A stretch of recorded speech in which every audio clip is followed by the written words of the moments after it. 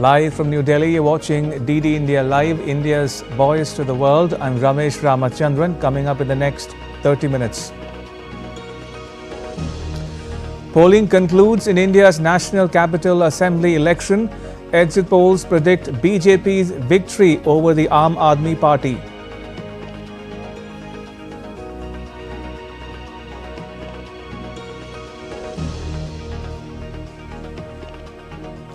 Trump says the U.S. wants to take over Gaza for developing it. Netanyahu praises Trump's out-of-the-box thinking. Hamas says it's ready for talks with the U.S. Ukraine's President Volodymyr Zelensky expresses willingness to directly negotiate with Russia. The Kremlin, however, dismisses it as empty words. And OpenAI CEO Sam Altman meets India's Electronics and Information Technology Minister Ashwini Vaishnav in New Delhi, discusses collaboration.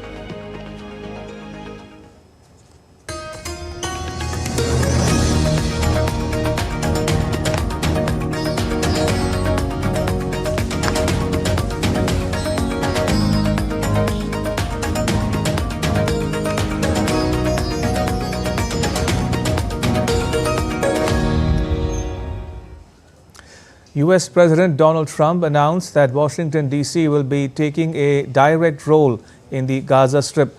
This follows Israeli Prime Minister Benjamin Netanyahu's visit as a first foreign leader to meet with Trump during his second term. The two leaders discussed the fragile Gaza ceasefire, strategies to counter Iran, and the prospects of an Israel-Saudi Arabia normalization deal.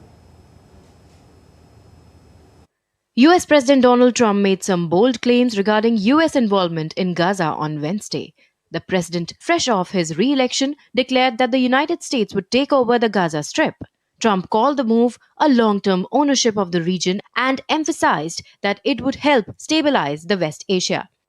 The president added that he believes the U.S. can broker peace in Gaza and is committed to creating lasting security in the area. The U.S. will take over the Gaza Strip, and we will do a job with it too.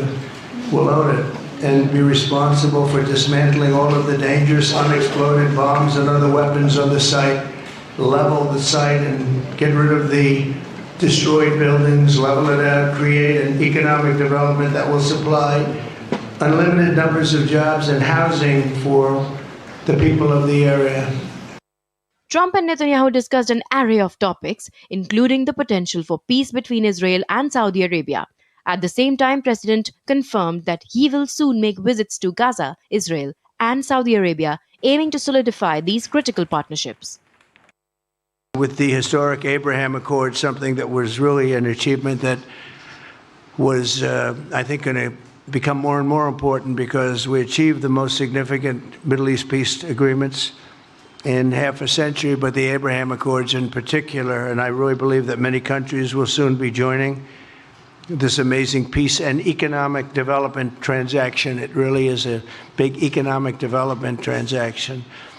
I think we're going to have a lot of people signing up very quickly. Unfortunately, for 4 years, nobody signed up. Nobody did anything for 4 years except in the negative. Netanyahu expressed confidence that such a peace deal is not only achievable but within reach, citing his recent agreements with several Arab nations under the Abraham Accords. I think peace between Israel and Saudi Arabia is not only feasible, I think it's going to happen. I think if we had another half a year in your first term, it would have already happened. True. Many more, I agree, many more nations. I think you can't prejudge and pre-guess how we'll achieve it.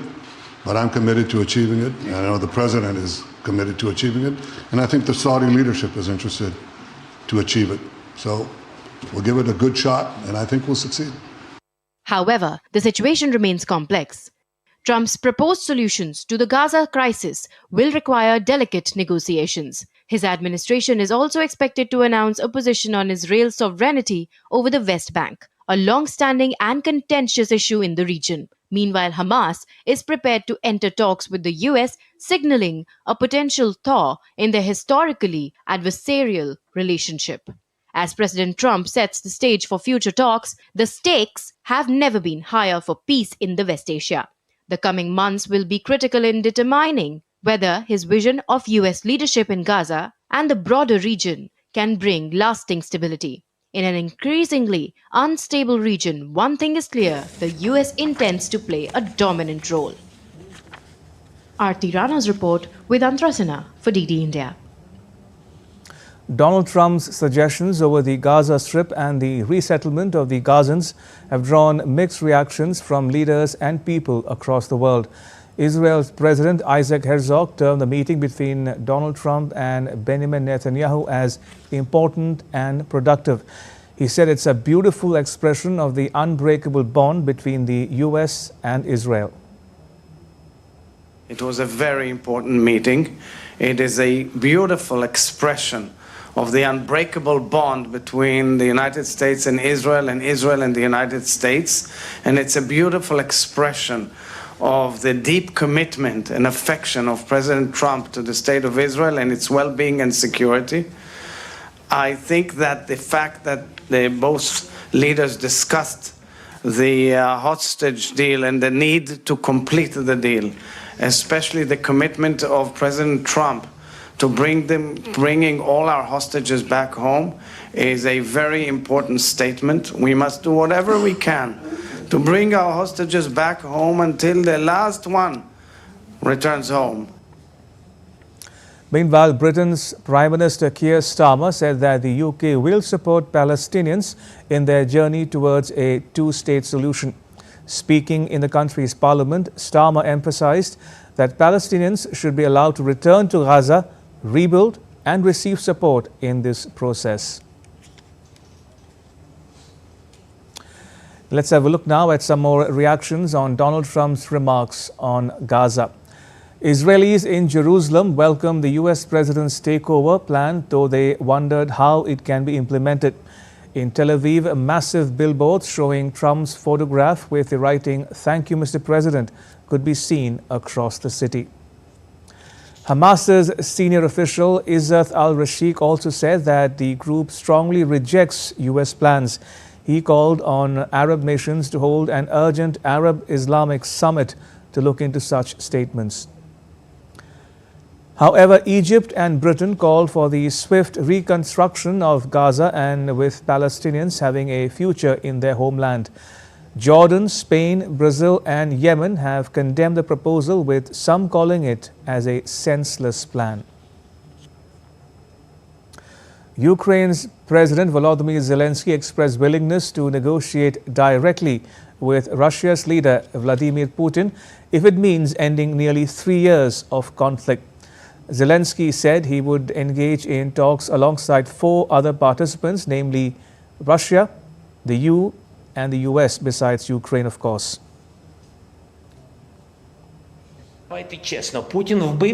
Let's be honest. If our allies believe we must move to the diplomatic track, and I believe we are ready to move to the diplomatic track, there must be the United States of America, Europe, Ukraine and Russia. If that was the only setup in which we can bring peace to the citizens of Ukraine and stop losing people, definitely we will go for this setup, for a meeting with these 4 participants. Meanwhile, the Kremlin dismissed Ukraine President Zelensky's comment that he was ready for direct talks with Putin to end fighting as empty words. Readiness must be based on something, readiness and desire. It cannot be based on a legislative ban on such negotiation for Zelensky. Therefore, for now, it is impossible to perceive this as anything other than empty words. Meanwhile, Russia's Foreign Minister Sergei Lavrov has said Russia welcomes US President Donald Trump's view that drawing Ukraine towards the NATO military alliance was an issue of concern for Moscow.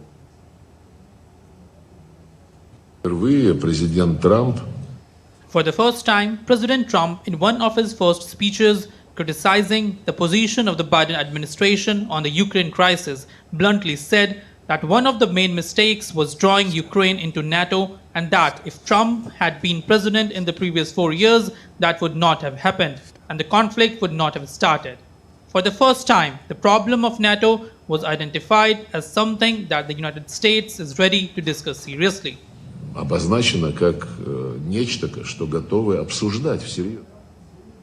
India's External Affairs Minister S. Jaishankar met with the newly appointed Secretary General of the Shanghai Cooperation Organization, Nurlan Yermekbayev, in New Delhi on Wednesday. Minister Jaishankar congratulated Secretary General Yermekbayev on assuming his new role and emphasized India's active contribution within the SCO framework. A special focus was laid on strengthening India's role through the concept of a secure SCO, an idea introduced by Prime Minister Narendra Modi during the 2018 Qingdao summit.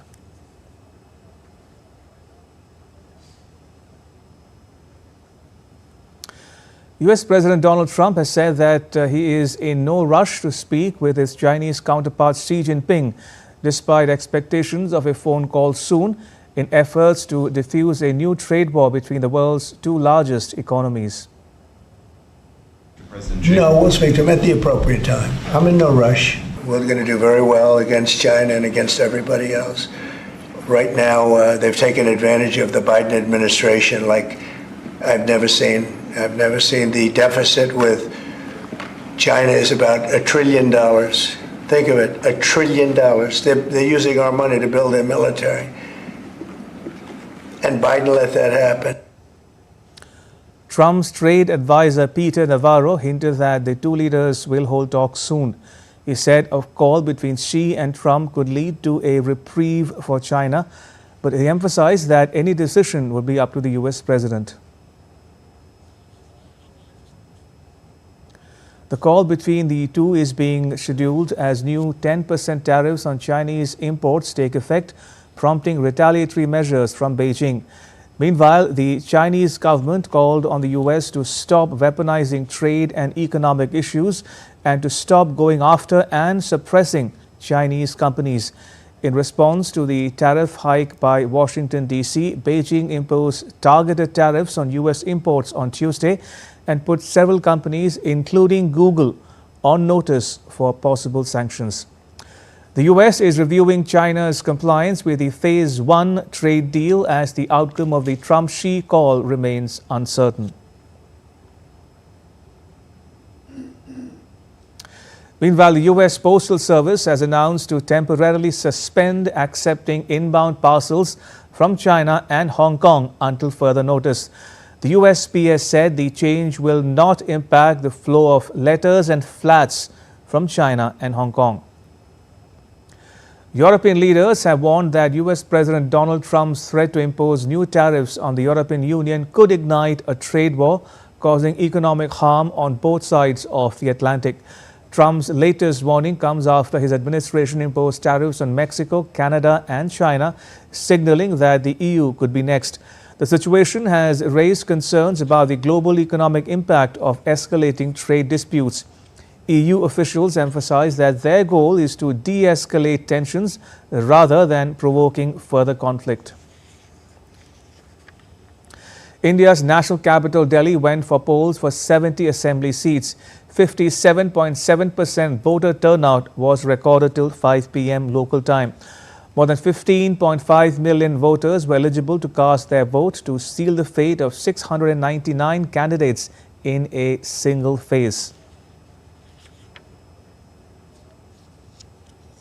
President Draupadi Murmu cast her vote at the President's estate, while Delhi's Lieutenant Governor Vinay Kumar Saxena, along with his wife, also exercised their franchise. Chief Election Commissioner Rajiv Kumar also cast his vote. Among the early voters were Union Ministers S. Jaishankar, Hardeep Singh Puri, Army Chief General Upendra Dwivedi, Delhi BJP President Virendra Sachdeva, Congress leaders Rahul Gandhi and Sandeep Dikshit, and AAP leader Manish Sisodia. These elections are high-stake polls for the AAP, the BJP and the Congress, as the AAP hopes to retain its power, while the BJP is eyeing to regain power. Congress, which once ruled the state for 15 years, is also hoping for a return.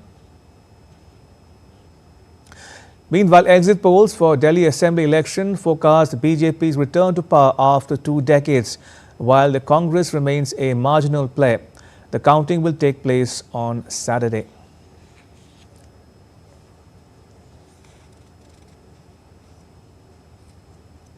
And joining me is DD India's Akshay Dongre. Akshay, tell us more about the voter turnout and what the exit polls are saying. Well, Ramesh, let's first talk about the voter turnout, which was somewhere between 57 and 58%.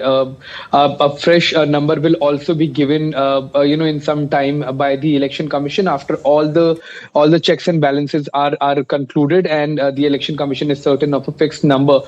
Because it's a huge exercise. There are several hundred millions of voters in Delhi, and that is why it's a hectic exercise even for the Election Commission of India to exactly get on to a fixed percentage of voters who turned up for voting in Delhi.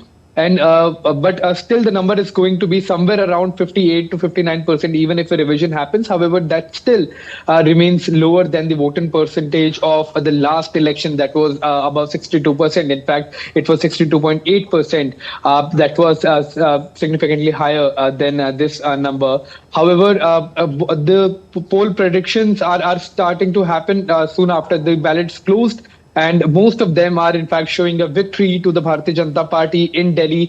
And that is going to be a massive outcome if it holds true on 8th of February, because now we are looking at a return of the Bharatiya Janata Party, that is in the central government as well, to come back and rule Delhi after a gap of 27 years. And now remember, the Aam Aadmi Party, or as you have been calling AAP, the AAP, it has several names. It has been ruling Delhi for the past 10 years. It has won 3 consecutive elections, and this is certainly going to be a big movement for the BJP, because as Aam Aadmi Party has been ruling Delhi, it has significantly eaten or dented voters of the Congress Party, whereas the vote share of the BJP has largely remained the same.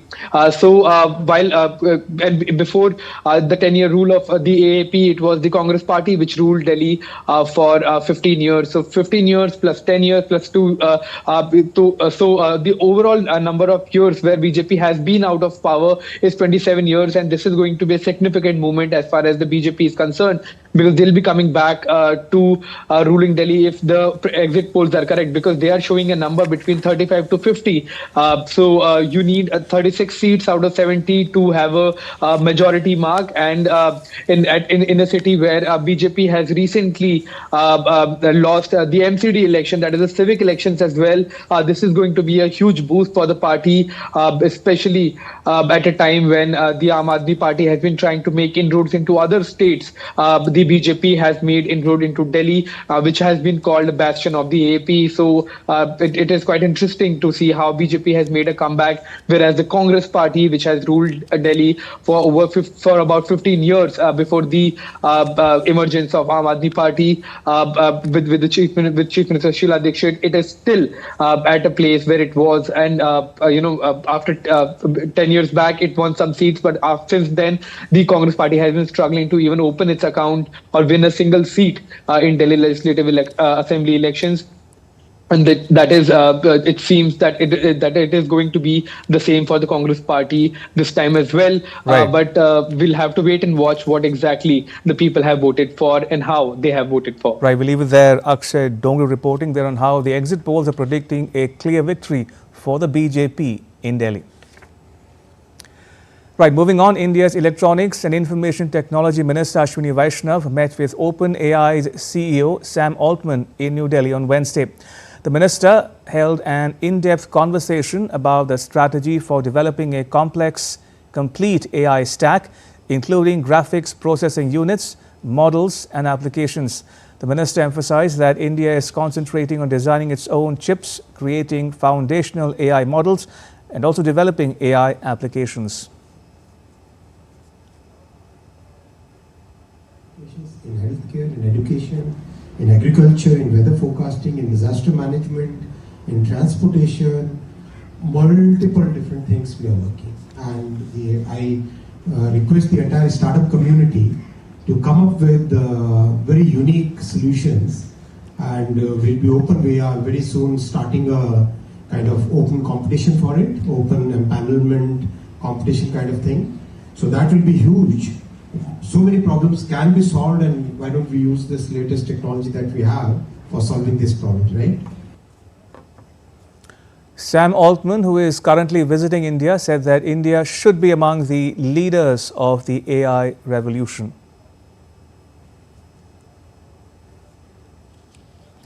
India's Finance Minister Nirmala Sitharaman's budget announcement of a tax exemption on annual incomes up to 12 lakh rupees has been widely praised by salaried individuals and the corporate sector, with many hailing it as a game changer. We speak to Mumbaikars to know how they view this announcement. From 6 lakhs to 12 lakhs bracket, if you see, it is a good thing because, like, since I am a father of 2 kids, I would rather get more opportunity to invest for my kids in, say, be it mutual funds, be it shares or anything else, even in terms of saving in terms of their education also. So that is a good thing for me. I see it's a bold move by government, raising from 6 to 12. It's a big jump. However, it will help us to cope up the inflation, and it will be a good investment opportunity, which in fact boost our economy itself. It was really getting burden on middle class people, and we were really getting like we need to invest somewhere else, but we were not getting that much of money we can do. So after this decision, it's a good move that we can we can invest somewhere else, and even we can save our money. And now to all the updates from the Maha Kumbh, the largest gathering of humans anywhere on the planet.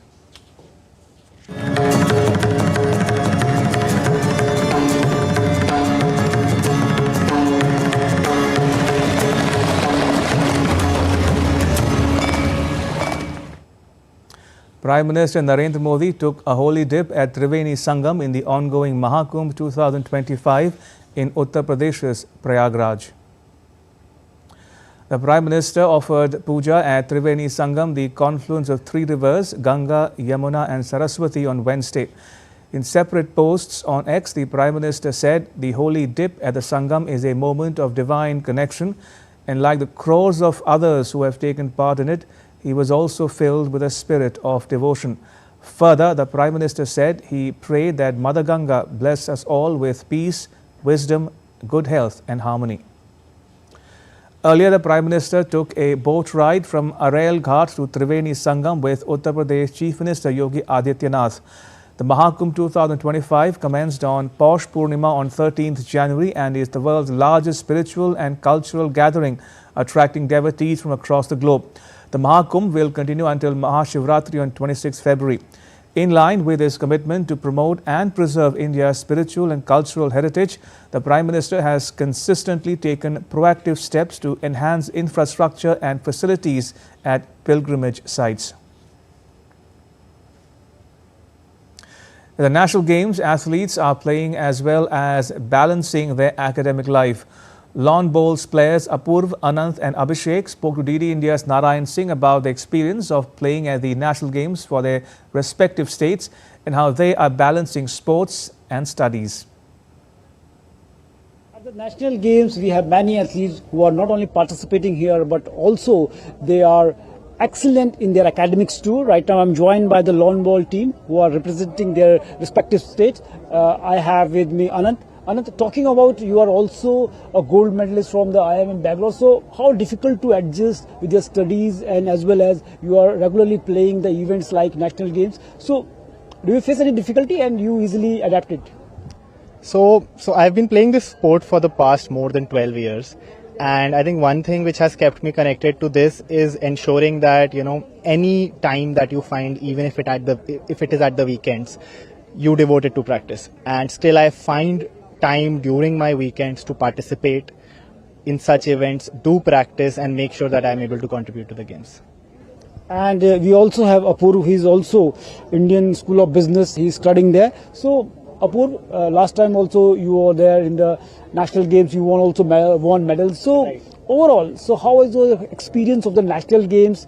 Right, so being in the national games and participating here has always been an event of honor, and it is only because of the support that we get from the Delhi Bowling Federation, Anju Luthra ma'am, Pinky ma'am, our coach, and our respective universities. Indian School of Business has also supported me a lot, allowing me to travel back and forth to Delhi to practice. How was your overall experience competing here, participating here? Till now, it has been the best national games experiences. I've played more than like 6 national games, started playing in 2007. It is comparably, mostly, I think, it is one of the best national games till date. So we've had a good experience. Our stay, our accommodation, our travel, everything, the teams working on all those things have been doing a great job, and we're having a good time here. Just listen the experience of the athletes who are participating here at the national games. They shared their experience. They said that excellent facilities are here. They are also just, we can say this great thing. They are making a fine balance between their studies, their jobs and games, and they are also winning medals. So it's a great thing, not only for them, for the country, that athletes are performing well and they are giving time to their games. So definitely this thing, we can say that a catalyst in the Indian sporting ecosystem that will help India to become a superpower. Camera person Manmohan, Narayan Singh, DD India, Dehradun. And that's all for this edition of DD India Live. Let us know your thoughts on the news of the day. You can get the latest news and updates on the DD India mobile app. It's available on both Android and iOS platforms. Scan the QR code on the screen now to download it. We'll be back with more news as it breaks here on DD India. I'm Ramesh Ramachandran from all of us here in New Delhi. Thanks for watching DD India Live.